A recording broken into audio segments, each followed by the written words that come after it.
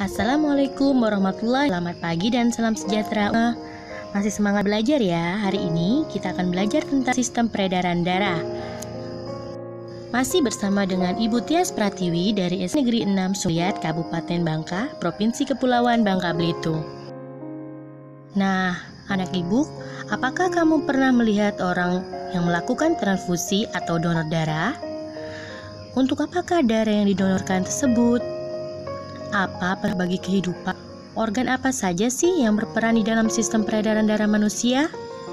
Dan kelainan yang berhubungan dengan sistem peredaran darah? Nah, agar kamu memahaminya, ayo kita pelajari bab ini dengan penuh semangat. Jangan lupa buka bukunya halaman 254. Maha suci Tuhan yang telah menciptakan sistem peredaran darah bagi manusia.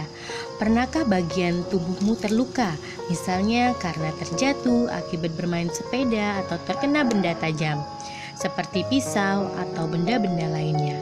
Ketika tubuhmu terluka, bagian tubuh yang terluka tersebut akan mengeluarkan darah. Setelah beberapa lama, darah yang awalnya keluar dari tubuh akan terhenti. Bagaimana hal tersebut dapat terjadi? Apa yang terjadi dengan tubuhmu jika darah keluar secara terus-menerus? Tentu, jika darah keluar secara terus-menerus, kamu akan kekurangan darah.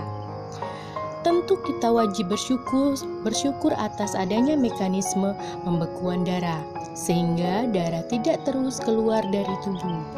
Apakah kamu pernah berpikir apa akibatnya jika kekurangan darah? Apa sebenarnya fungsi darah bagi tubuh kita? Bagaimana proses pembekuan darah?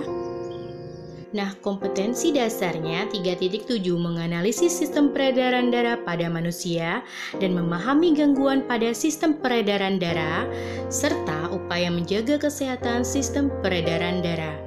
4.7 menyajikan hasil percobaan pengaruh aktivitas, jenis intensitas atau durasi pada frekuensi denyut jantung.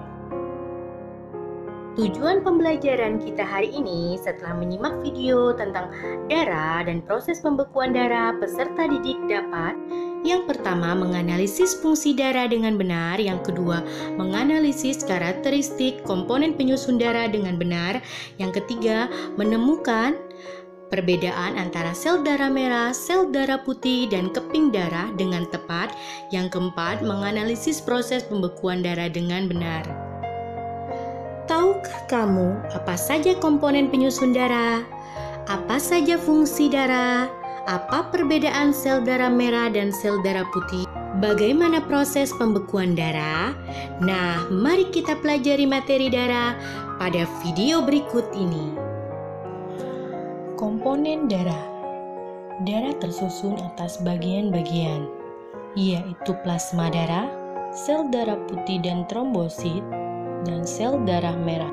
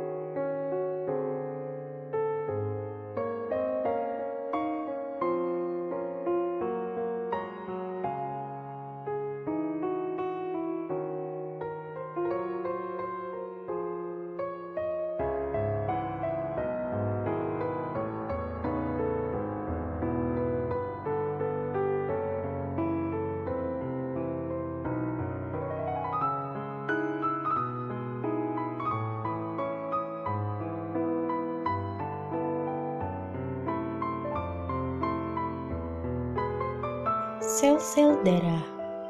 Sel-sel darah merupakan komponen dari darah yang berupa butiran-butiran darah, berbentuk padatan dan komposisi sebesar 55%.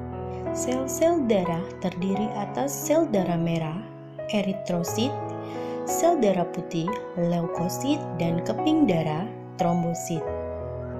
Sel-sel darah merah berfungsi untuk mengangkut oksigen, sel darah putih berfungsi untuk membunuh bibit penyakit, dan keping darah berfungsi untuk membekukan darah. Darah kita terdapat dalam pembuluh darah. Jumlah darah yang ada di dalam tubuh kita yaitu sekitar 1/13 berat tubuh orang dewasa atau sekitar 4 atau 5 liter. Fungsi darah pada tubuh manusia yang pertama, alat pengangkut air dan menyebarkan ke seluruh tubuh. 2. Alat pengangkut oksigen dan menyebarkan ke seluruh tubuh. 3. Alat pengangkut sari makanan yang menyebarkan ke seluruh tubuh. 4. Alat pengangkut hasil oksidasi untuk dibuang melalui alat ekskresi. 5. Alat pengangkut getah hormon dari kelenjar buntu. 6. Menjaga suhu temperatur tubuh.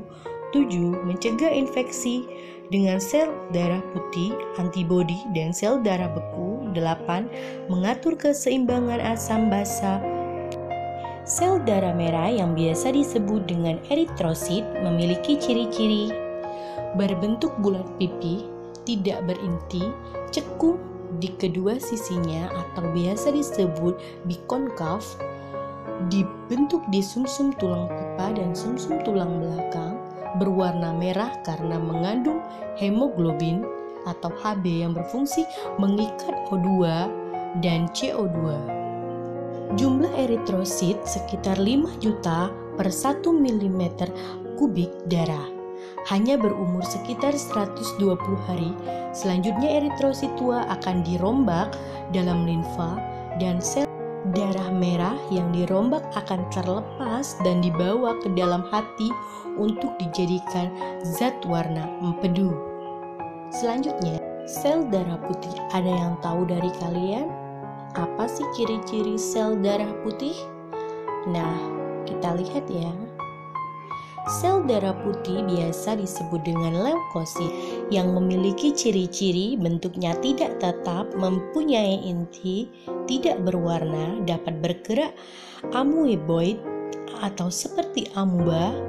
Leukosit bersifat fagosit, artinya mampu melenyapkan bibit penyakit dengan cara memakannya, dapat menembus dinding pembuluh darah atau diapedesis, dibentuk di dalam sumsum tulang, limfa, dan kelenjar getah bening. Leukosit dibagi menjadi 2 golongan. Ada yang bergranula dan tidak bergranula. Yang bergranula adalah neutrofil, basofil, dan eosinofil, sedangkan yang tidak bergranula monosit dan limfosit.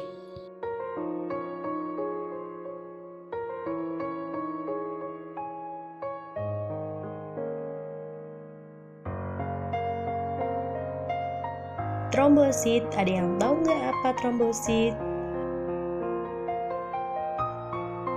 Trombosit atau keping darah memiliki ciri-ciri bentuknya tidak teratur, tidak berinti, berukuran lebih kecil dibanding butir darah yang lain, dibuat di dalam megakaryosit, sel raksasa dalam sumsum tulang. Umur trombosit hanya 7-9 hari dan jumlahnya berkisar 250.000 atau milimeter kubik. Bertanggung jawab pada proses pembekuan darah.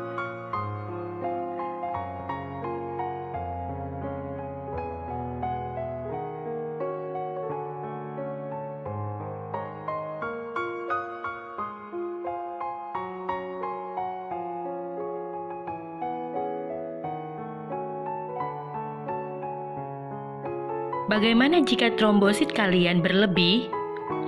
Nah, trombosit berlebih berisiko stroke dan serangan jantung.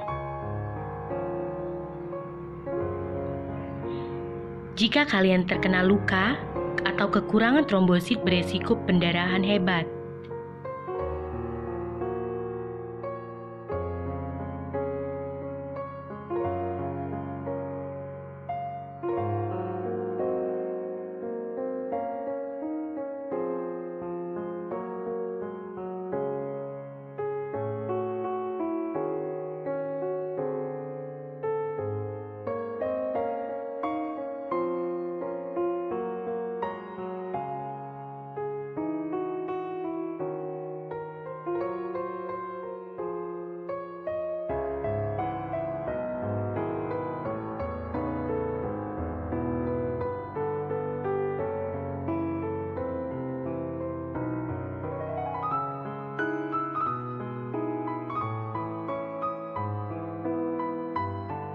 Proses pembekuan darah.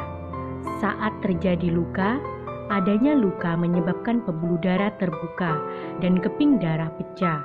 Keping darah mengeluarkan enzim trombokinase ke pembuluh darah yang terbuka sehingga membentuk benang fibrin. Anyaman fibrin menutup pembuluh darah yang terbuka. Itulah proses dari pembekuan darah.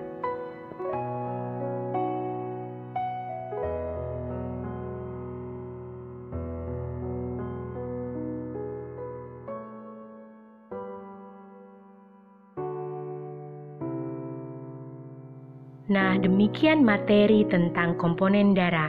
Terima kasih telah menonton dan terima kasih atas perhatian kalian. Jangan lupa tetap belajar di rumah dan selalu menjaga kesehatan. Wassalamualaikum warahmatullahi wabarakatuh. Sampai jumpa.